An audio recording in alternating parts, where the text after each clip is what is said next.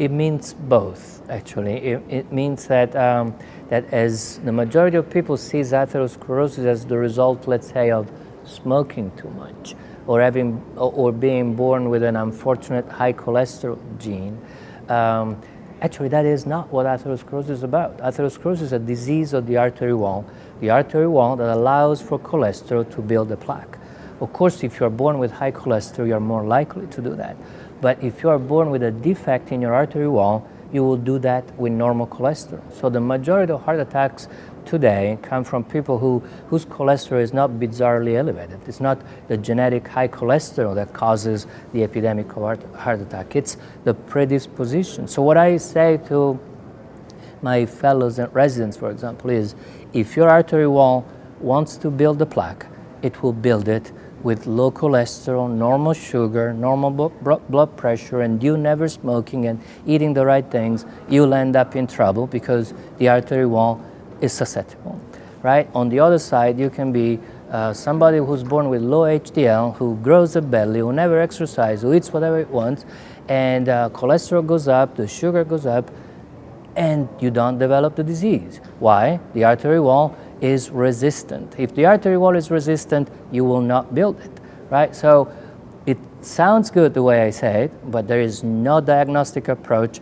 to resistance. So every time I see a patient, let's say, that comes to me at the age of 70 or 75, and they are ex-smokers with high blood pressure, with high cholesterol, and nothing bad to show for. They're just healthy, and they want to know from me what to do to stay healthy. I say, you know, what I really would like to do is to know from you how you got to this point. There is so much value to whatever mechanism you have used to protect yourself for 70 years, despite smoking, blood pressure, cholesterol, sugar. The system threw things at you, and you didn't flinch. That's a beautiful thing. I think probably the future is in identifying people, and they're very common out there, people that have been exposed to risk factors, should have had atherosclerosis and ischemic complications. They don't show them, right? So on the other side, you can have people that you go like, I don't know why you had a heart attack. Like the other day I was talking to a woman who at the age of 51 was surprised by a heart attack, and she was totally confused by the symptoms. She didn't go to the hospital right away because she didn't believe that she could possibly have a heart attack, never been told to have any problems or predisposition, and never a problem in the family. So, you know, if this lady who had a heart attack at 51 had come to see me at age 50, I probably could not have identified her as high risk, which means that we, in terms of diagnostic approaches, we are not quite there, and we need to do a better job. So it's a very layered question, lots of questions inside that question. I can say that personalization today is done most of the times without genetics. So all the personalization is to try to investigate your family, try to investigate your past exposures, try to investigate your present issues, biochemical and comorbidity-wise.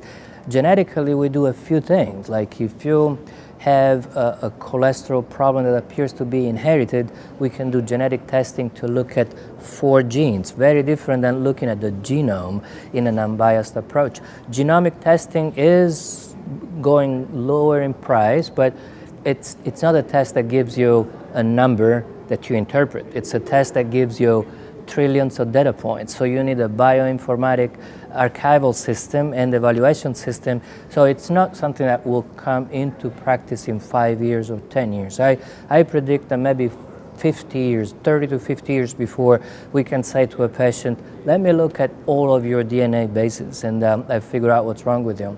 We're not that close. 23andMe sounds like they look at your genome, but they only do SNPs. I don't know if you are familiar with that. SNPs are small variations, so they don't sequence things. They just look at little flags throughout your genome and try to figure out morbid predispositions based on those little flags. Not accurate. 23andMe is good to know your ethnicity, if you don't already know it, and it's good to know in general some predisposition to, like, do you like chocolate, right? And my wife has done it, and she was surprised that they nailed all her food preferences, and I got like, Didn't you know already? Right? Okay, you want to spend $99 for that? That's fine. I did it because I was curious of how much Neanderthal I am, and I am a big part Neanderthal. Okay, but not for disease evaluation. It doesn't work. Coronary calcium scoring is a different thing. It's available. It doesn't cost that much, and pretty soon I'm hoping, now that the guidelines have changed, it will be reimbursed by the insurances, which means everybody will order it. So after maybe in the next year, we can actually endorse coronary artery calcium scoring as the colonoscopy for coronary artery disease, and I am really hopeful about that one. We use it a lot in my hospital. And one more thing I want to say about genetic is that we are close to something, not genomic analysis. We're close to genetic risk assessment. I don't know if you're familiar with it, but it looks at not in an unbiased way, by looking at a series of genes that are related to cardiovascular disease and creating a score distributing from low to medium to high, and then selecting people that are like in the top 10 from the 90th percentile up to the 100 percentile of the risk score, because these people actually produce a lot of heart attack and have the unstable plaque. So I think the future will be with non-expensive genetic risk score. And I know I sound vague, but the genetic risk score always changes. You know, when new information comes in, you can add another gene to the score package. And when something shows not to be strong, you can't remove it from that package. But the concept is that looking at a bunch of genes and say to you, oh, you are unexpectedly, even though you never smoked, even though your blood pressure is great, even though you're thin, even though your family doesn't seem to be high risk, you are high risk. And that's what we're looking for, to identify the people that may be surprised by heart attack.